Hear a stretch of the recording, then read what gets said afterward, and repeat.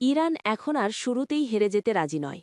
বৈরিতার সঙ্গে পাঞ্জা লড়েই বিশ্ব দরবারে নিজেদের শক্ত অবস্থান প্রতিষ্ঠা করতে চায় আয়াতুল্লাহ আলী খামেনির নেতৃত্বাধীন তেহরান।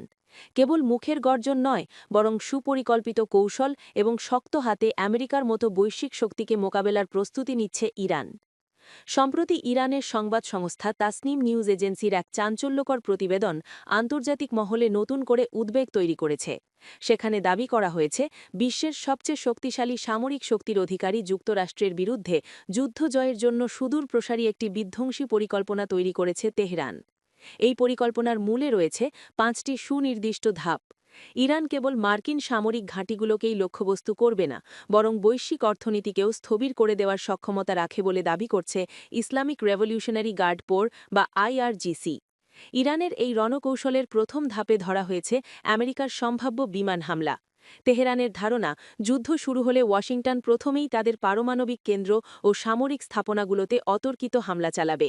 তবে এই ধাক্কা সামলানোর জন্য বহু বছর ধরে ইরান তাদের গুরুত্বপূর্ণ অস্ত্রশস্ত্র মাটির গভীরে ছড়িয়ে ছিটিয়ে রেখেছে। তাদের দাবি, মার্কিন প্রযুক্তি উন্নত হলেও মধ্যপ্রাচ্যের ভৌগোলিক সুবিধা কাজে লাগিয়ে তারা প্রাথমিক বিপর্যয় কাটিয়ে উঠতে পারবে।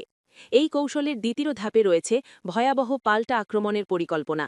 ইরান কেবল নিজের সীমান্ত রক্ষা করবে না, বরং তাদের মিত্র গোষ্ঠীগুলোর মাধ্যমে পুরো অঞ্চলকে রণক্ষেত্রে পরিণত করতে চায় তেহরান। ইরাক, সিরিয়া, কাতার ও কুয়েতের মার্কিন ঘাঁটিগুলোতে শত শত ব্যালিস্টিক মিসাইল ও ড্রোন হামলার ছক কষা হয়েছে বলে দাবি করা হয়েছে। বিপুল পরিমাণ ক্ষেপণাস্ত্র ছুড়ে মার্কিন আকাশ প্রতিরক্ষা ব্যবস্থাকে অকার্যকর করে দেওয়াই হবে এই ধাপের মূল লক্ষ্য। যুদ্ধের বিস্তৃতি কেবল স্থলভাগে সীমাবদ্ধ থাকবে না।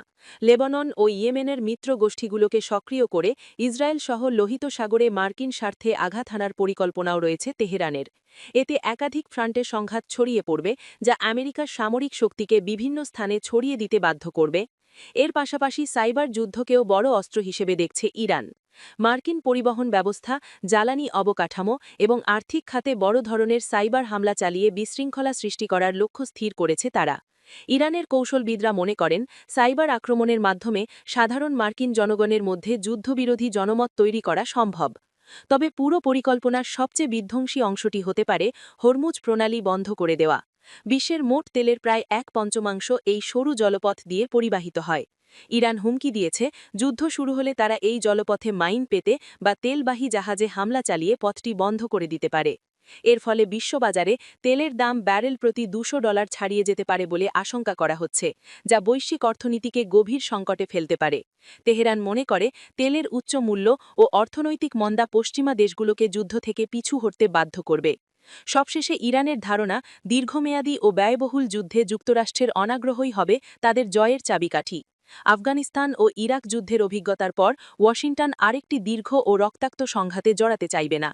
মূলত এটি সরাসরি সামরিক বিজয়ের পরিকল্পনা নয়, বরং এমন এক পরিস্থিতি তৈরি করা যেখানে যুদ্ধ চালিয়ে যাওয়াই যুক্তরাষ্ট্রের জন্য অসম্ভব হয়ে পড়বে। এই লক্ষ্যেই এগোচ্ছে তেহরানের কৌশল।